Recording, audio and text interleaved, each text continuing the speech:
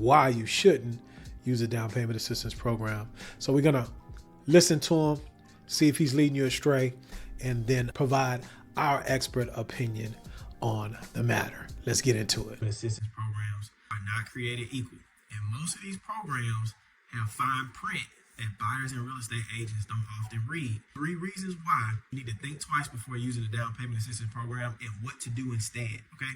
Number 1, the down payment assistance program you are using, the money must be paid back, because most of the time the assistance is a forgivable loan with a limit of 3 to 5 years. If you get this mortgage, you got to sit in that mortgage for 3 to 5 years. If interest rates go down, you can't refinance unless you pay that money back. And if you want to sell your house, you got to pay that money back. Early payoff penalty that is associated with most down payment assistance loans. Okay, gonna stop him off the top. Number 1, you have to pay the money back. I don't know. I'm gonna assume he didn't say all. I thought I heard him say all. So there are grant programs available that don't have to be paid back. So that is a misnomer. That said, some of the most popular programs that you all will enter into come in the form of a silent second, okay, that may have to be paid back over some time interval. I believe he's in Texas. I'm heavy in Texas as well. The 2 main programs that I can think of just off the top that cover pretty much every borrower type, if you will, is TDHCA, Texas Department of Housing and Community Affairs, and TSHAC, Texas State Affordable Housing Corporation. There's a Southeast Texas or SETH and a couple of other ones, but TDHCA and TSHAC pretty much covers everybody. And TSHAC does offer a grant option. And here recently, you can also couple that grant option with a mortgage credit certificate. My point is this: not all of the programs have a period in which you have to keep the mortgage, or if you don't, you would have to pay those funds back. He's correct there. Texas is 36 months. Some of these other states that I lend in, I've seen, there's one state that I won't mention, but they talk about 10 years. That's crazy. But that's some of the small print. And here's the last thing I'll say before we move forward. It's not a knock against the program. Respectfully, it's a knock against us as the professionals. Our job is to give you the information so that you can make the best decision for you and your family. It's not to come on and try to scare you about certain programs, because over 47% of home buyers, regardless of income, are using down payment assistance programs. So there's an issue with the ability to save money. So I'm not going to say he's wrong on this one. I think there's a little puffery. And I think it's because he doesn't have access to them, or he's going to lead you somewhere else. Let's see. Number 2, most down payment assistance programs have higher interest rates. Ain't nothing free. So you're not getting that money for free. And most of the time, you paying for it on the back end, and sometimes you're paying for it on the front end with a higher interest rate versus just having your own money and getting a lower rate. And interest rates are already super high as it is, and the prices to buy a house are out of control. But why on God's green earth would you want to get a higher interest rate? Number 3. Okay, so anytime you have the ability to put your down payment and closing cost, and you have a great credit score and a great profile, you're always going to get the best interest rates available. So he's correct in that nothing's free, nothing. And if someone is giving you access to some monies, someone's lending it, someone's making some money. It is what it is. We don't have to demonize it. You have to understand that. And you don't have to take it. You have a choice. You can save money, which might take you more years, preventing you from getting on the property ladder.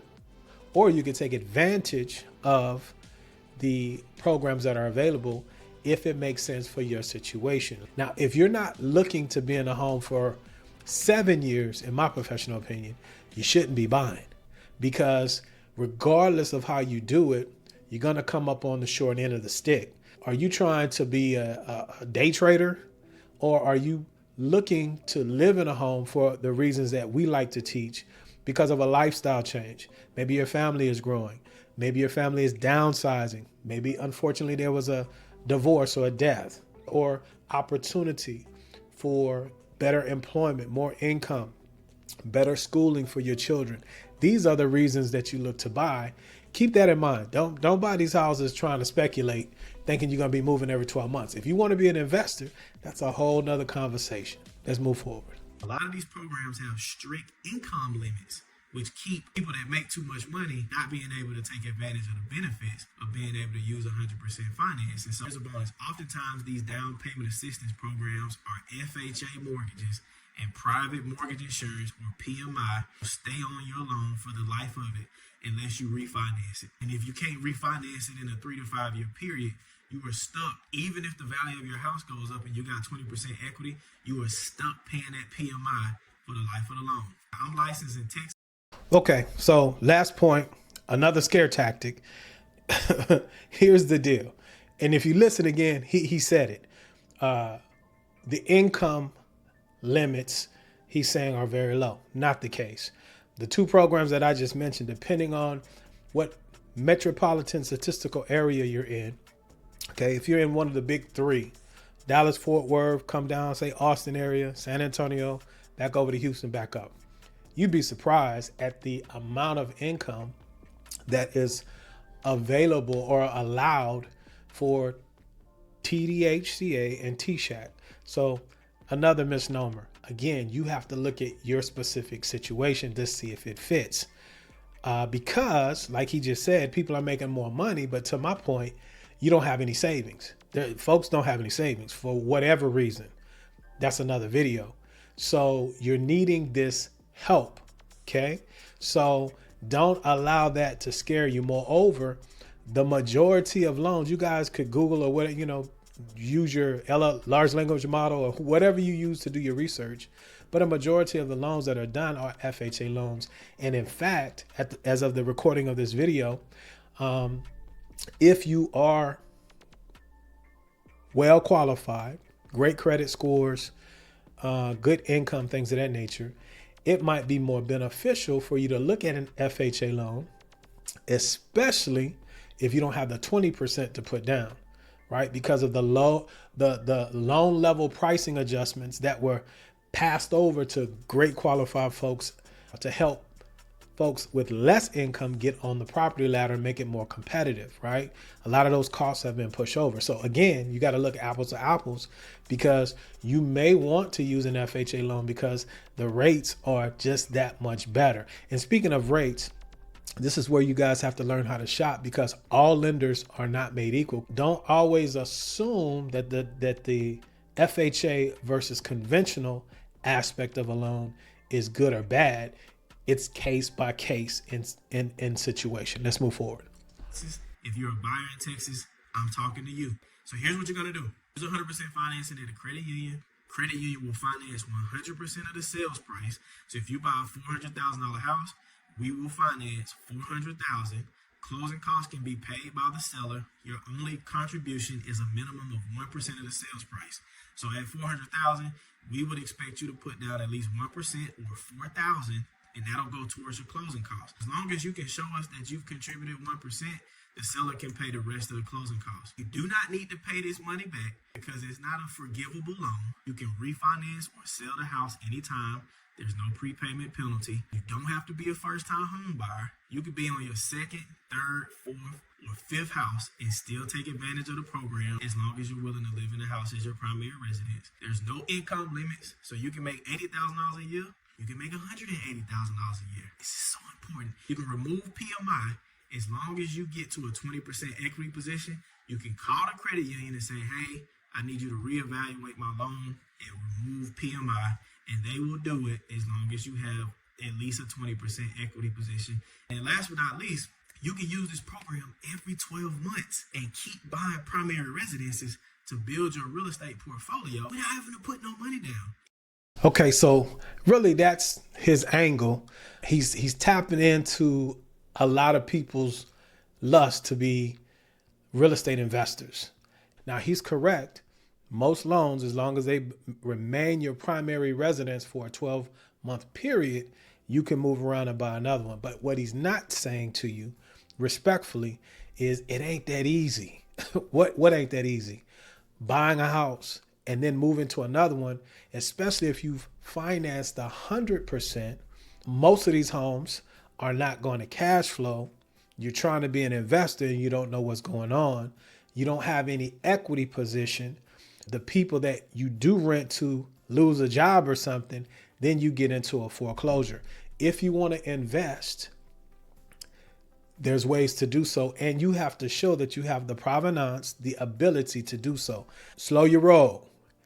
We all can't make moves at the same time. It takes time. Number two, a lot of the programs that these credit unions have where there's no private mortgage insurance, he said it all the way through. Y'all think that's free? The answer is no. It's baked into the interest rate. Lastly, very few people fit the peg for that loan type. Okay? Very few people. And he's also made an assumption that the sellers are going to pay for the rest of your closing costs. So we're back to lack of monies that you need. What I'm saying to you as a consumer, we don't want you having remorse because you bit more off the apple than you can handle. It sounds sexy until you get involved. Take it from the old man. You don't want that pressure. You don't want that pressure. Shout out to you, young man. I'll put his contact information below. Representation is very important. It's not a personal thing. Speaking more to the information, not to himself or anybody that I do these reactions on, for the purpose of giving you a balance and hopefully sparking the desire into you to want to read and to educate yourself, right? So the takeaways are this: nothing's free. I agree with him 100%. There's down payment assistance programs that have a wide range of income availability. There's reasons for down payment assistance programs. As he and I both agree, folks don't have the money. If you go with the route that he's speaking of, know and understand you have to look at the rate, your loan estimate. The only way that you could tell if their program is higher than somebody else's is you need to compare apples to apples. And if they don't have any private mortgage insurance to cover them in the event that you default, think about it. You just can't see it, but it's baked in the cake because ain't nothing free. So consider those things as you make your decision to get on the property ladder. I'll agree with him on this. That's what's necessary. If you're saying, hey, Robert, I just don't have the bandwidth. I don't have the monies. I'm ready to go. Gainfully employed, got great income. I just need help. Why don't you watch this playlist right here that talks about some of these Texas down payment assistance programs that we spoke about. And then for those of you that think you want to be an investor, or, you want to maximize and get to the top level of everything that you can possibly qualify for, I think you should watch this video right here. Peace.